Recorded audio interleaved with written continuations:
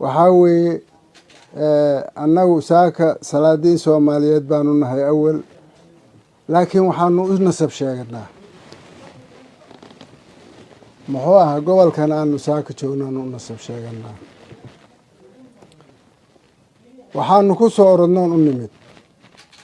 dhawaaq aanu maqalay oonu u adkaysan weyne oo ka fadhin weyne soomaalidu waxay tiri xaajo cirib xoolana cayn xaajo cirib xoolana cayn baa le xoolo adiga kuma dhalanina kolkaad dabacdo inaad aduudato ood saaka wax tabcataa aada dabacdo eed seelada tagto waa inaad un fiirisa muxuuha maalbuq ma leeyahay lacogo ma leeyahay kan ma leeyahay waa inaad tiraahdo xoolo cayn baa lagu doortaa xaajana ciribteedaa la doortaa xaajo aan u bogi weynay oo dhagahayaga aada u dhiftay dhawaaqdeedaanu maanta annaga ku soo orodnay in jubbaland inaan laguna gardaroonin ayadana aysa gardaroonin baanu u soo orodnay waxaa weeye madaxweynaha iyagii xasan sheekh waxa aysan dhagahayaga jeclaysanin baa yaa ka soo yeeray waana madaxweynaha iyagii doofaar abaal loo galaan doono shalahayn buu yidhi abaalna waa naga dhexeeyey wuxuu yidhi abgaal u soo aroor aadan yabaal abaalna kuuma ergene show laba beeleed oo abgaala oo xinifi dhex martay oo kuwa ree aadan yabaal yihiin yaa kuwii la dirirahayey baa yaa oon qabtay markaasay aadan yabaal u soo arooreen wuxuu ku shirbay kii ree aadan yabaal u soo aroor aadan yabaal abaalna kuuma ergane xasan sheekh abaal baa naga dhexeeyey nimankii mas-uuliyiinta ahayd ee daarood madaxweyne axmed maxamed islaam iyo ninka la yidhaahdo deni xasan sheekh abaal bay u galeen waa kii deni oo yahay waxaad aragtay baa loo sameeyey maalintii aada buu u farxay habeenkii aada buu u farxay la doortay ee muxuu ahaa wax alla wixii axmed daba taagnaana ay ugu shubeen wixii deni daba taagnaana ay ugu shubeen aada buu u farxay inuu maanta kolka annaga naga oohisiiyey xasan kama mudnin maraa waaxid xasan kama mudnin inuu xasanna dhibo doorkii horaanna ogeyn maantay taagan tahay xasanow laba abna waana oo xeersan aan soomaali ka dhexaynin baa naga dhexeeya walaalow waxa aad ku hadlayso iyo waxa aad ku tallaabsanayso fiirso teeda kale reer nabada haddaad aragto nabaddaa loo daayaa jubbaland iyo puntland labadaba nabad baa taalla soomaali oo dhan baa ku ceeshaysa soomaali oo dhan baa ku ganacsanaysa soomaali oo dhan baa ku nool war dadka yaan cadaawad la barin war dadka yaan xumaan la barin wixii qariban baa la toosiyaaye wax saxan oo system haysta oo amni haysta maxaa saaka laga sixiyo loo dhihi waa lagu dabagedin war dadka nimankan haddaad nacdeen wad bay leeyihiin arrinkaa ha laga joogo ra-iisul wasaaraha iyaga muxuu ahaa meeshanuu ku tabargalay meeshanaa laga abaabulay axmed maxamed islaam baa aabbo u ahaa lama aqoonin nin la yaqaana ma ahayn axmed baa soo saaray codsigii axmed buu meesha ku tegey wiilkaana waxaan leehay xaajo cirib xoolana cayn baa laga wiil yahow fiirso ilaahay baa ku irsaaqay ee irsaqaada ilaahay baa hayee waxba waayi meeshida waxaad yeeli wiil yahow soo reebo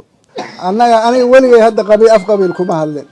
dhaqan baan ahaa weligay af qabiil kuma hadlin laakiin waxaan arkaa hawsha meeshay ka deganayso kollaba waa la walaal waaye oo waa la soomaali waaye mooye waxa uu ragga qaarkii ku fakarahaya wax hadda meel u marhaya iyo wax uga qabsoomahayaan midna ma aha waxaan qabaa war waa dhaqannahay waana degannahay ilma adeerayaaluna daaya war waa dhaqannahay soomaali baanahay waana degannahay waxna tara wixii naga maqan nala qabta laakiin ilma adeerayaal hana duminina soomaaliyay hana duminina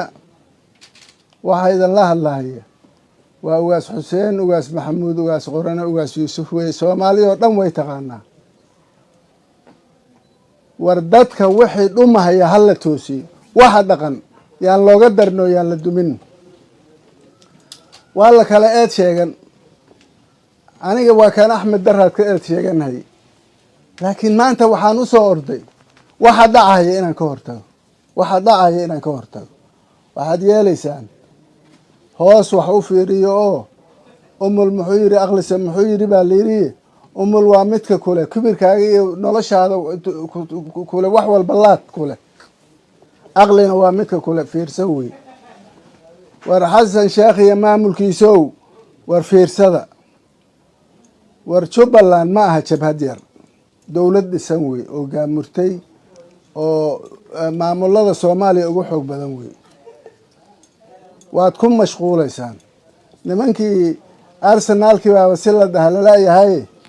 hadda saaka annaga idanka aan gelinin ilmaha reer idanka aan gelinin jooga Soomaaliya jooga xasan sheekh iyo dowladiisa oo jooga waa iga dardaaran haddaad diidaan maalinaan maanta ahayn baan ka wada tashan doonaa annaguna dadkii dhaqanka ahaa ee xukumay baan nahay Jubbaland u dhashay ee